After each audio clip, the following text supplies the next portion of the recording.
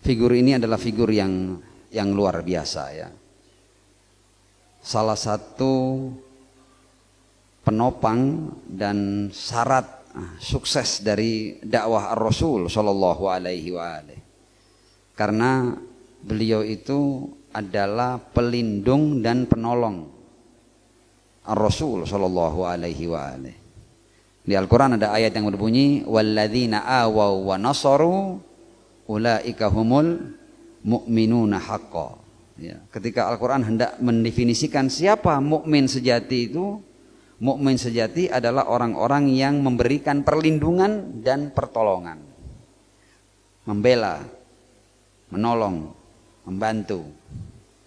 Nah, kita juga di zaman ini kita juga bisa meraih posisi ini, artinya di setiap zaman itu risalah Ar-Rasul Shallallahu Alaihi Wasallam perlu pada pembelaan, perlu pada dukungan, perlu pada bantuan, perlu pada pembelaan, perlu pada pertolongan.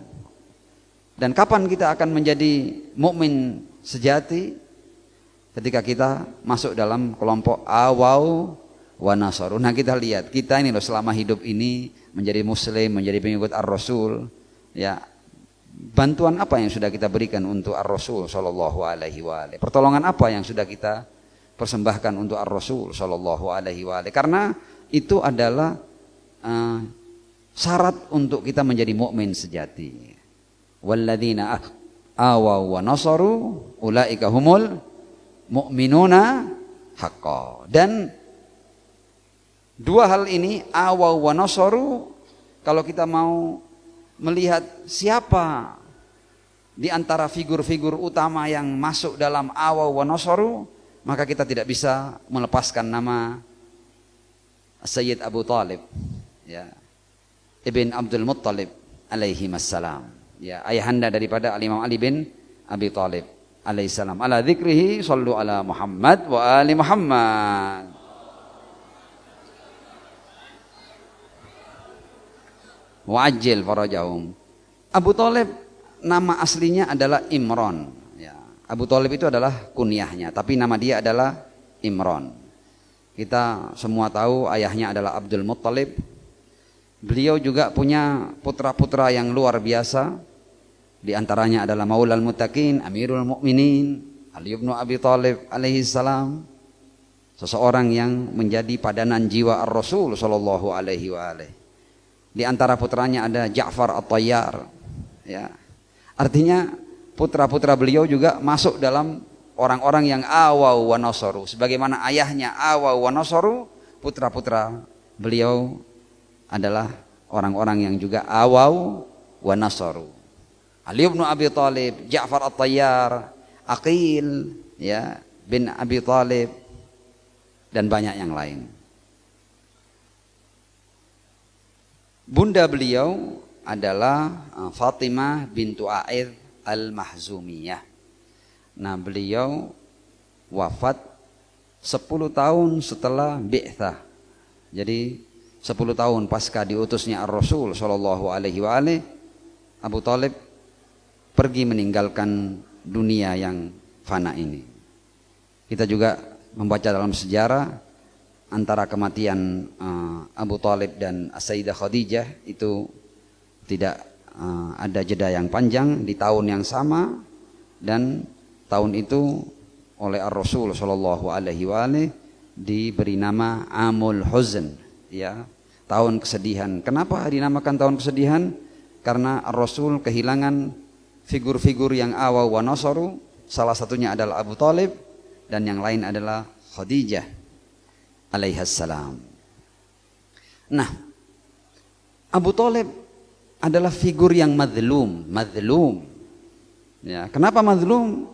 Ya, kita lihat Ar-Rasul, keluarganya, para pendukungnya, hampir semua mereka adalah minal madlumin.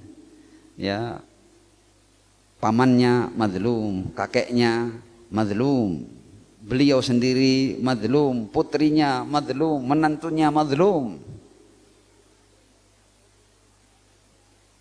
Di antara madlumiyah Abu Talib alaihi salam adalah Kita lihat ya, bayangkan orang yang punya segudang prestasi dalam sejarah dakwah Ar-Rasul Shallallahu Alaihi Wasallam itu diberi tuduhan bahwa dia bukan mukmin, bahwa dia adalah kafir atau mata kafiron wa na'udzubillahi min dzalik. Ya, jadi ketika seseorang dituduh dia tidak beriman, apalagi tuduhan itu tuduhan yang dusta, yang fitnah, yang palsu, dan tuduhan ini bukan tuduhan yang sembarangan, tuduhan yang akhirnya meluas, yang bahkan menembus ruang dan waktu, bahwa Abu Thalib itu wafat tidak dalam keadaan beriman, itu bahkan mayoritas muslimin meyakininya. Allahu Akbar. Bagaimana seorang figur seperti Abu Thalib yang punya prestasi sedemikian besar, kemudian sampai sekarang di benak muslimin atau mayoritas mereka masih dianggap sebagai pribadi yang kafir. Mengapa dikafirkan? Mengapa Abu Thalib dikafirkan? Di antara ada banyak sebab tentunya. Di antara sebab-sebab utama dikafirkannya Ali bin Abi Thalib alaihissalam adalah menyasar dakwah Ar-Rasul sallallahu alaihi wasallam. Jadi Ar-Rasul ini harus jadi Islam, nabinya, Tuhannya, ya.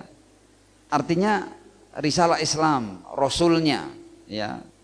Para pelanjutnya ini harus disasar, harus direndahkan, harus diremehkan, harus dihabisi kemuliaan dan keagungannya, kesuciannya harus dikikis habis. Kenapa?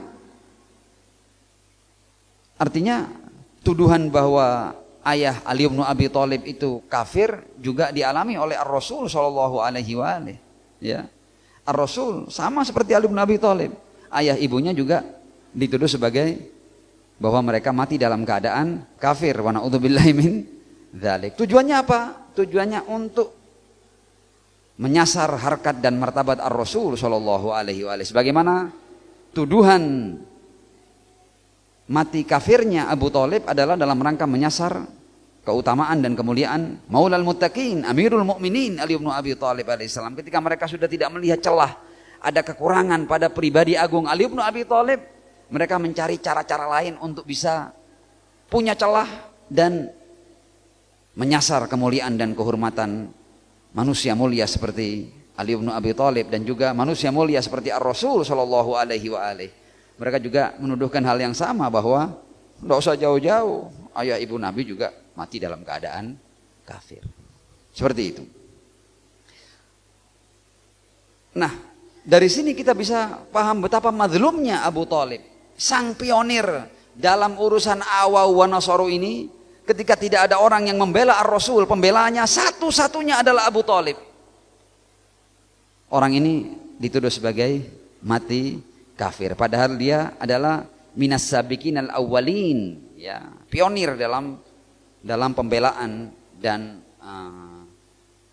ya kepada dukungan kepada Ar-Rasul sallallahu alaihi wasallam. Ada banyak orang yang masuk Islam pasca kemenangan. Oh ya, enggak kaget lah ketika Islam sudah jaya kemudian orang masuk Islam.